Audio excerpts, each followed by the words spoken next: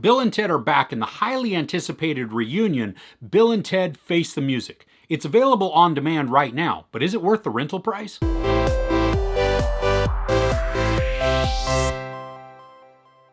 The world and essentially all time and space will be destroyed if the song that unites everyone isn't created. Supposedly Bill and Ted are the ones to create it, but now they have to race through time in order to find the song that they've yet to create. This really is a Bill and Ted movie. I mean, it is great to see Keanu Reeves and Alex Winter reprise their roles. Despite being older, they still have that slacker feel mixed with the righteous philosophizing. This movie is fast. It's only 88 minutes long, and they pack a lot of traveling through time into it. But because of that pace, it does feel a little bit rushed. The story is dictating an urgency, which we feel, but we also don't get any time to breathe. What that does is that causes some of the characters and then the fun to be diminished a little bit. And especially because the characters have a time machine, they literally have all the time they need.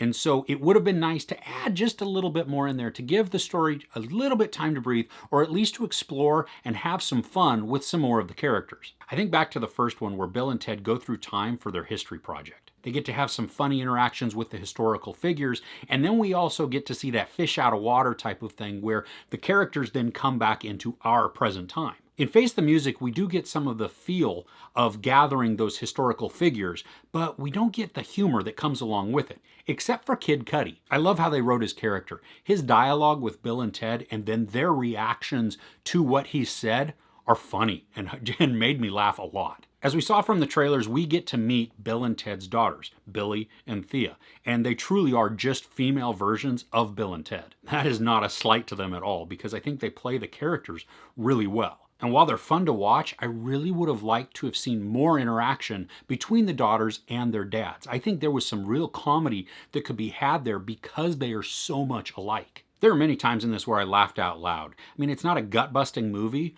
but there are definitely funny moments to it. I like how the movie pays respect to George Carlin. It was brief, but it was good to see.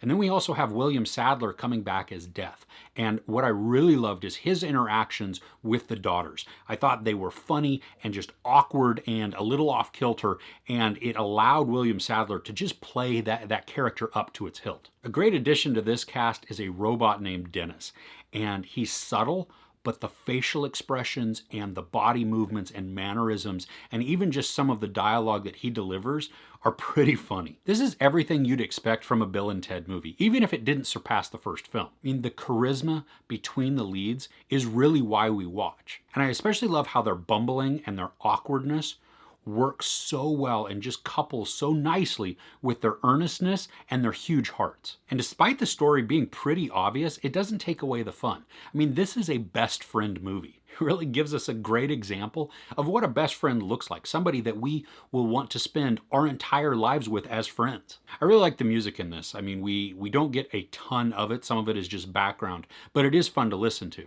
And then a lot of the set design is pretty good, especially when they go and meet Death. And some of that was absolutely stunning. The art that they used is just, I mean, it looks great and it has a creepy and down dark feel to it, which is exactly what it's supposed to have. There is a post-credit scene in this, and it's nice, but it's ultimately not necessary. So is this worth the rental price?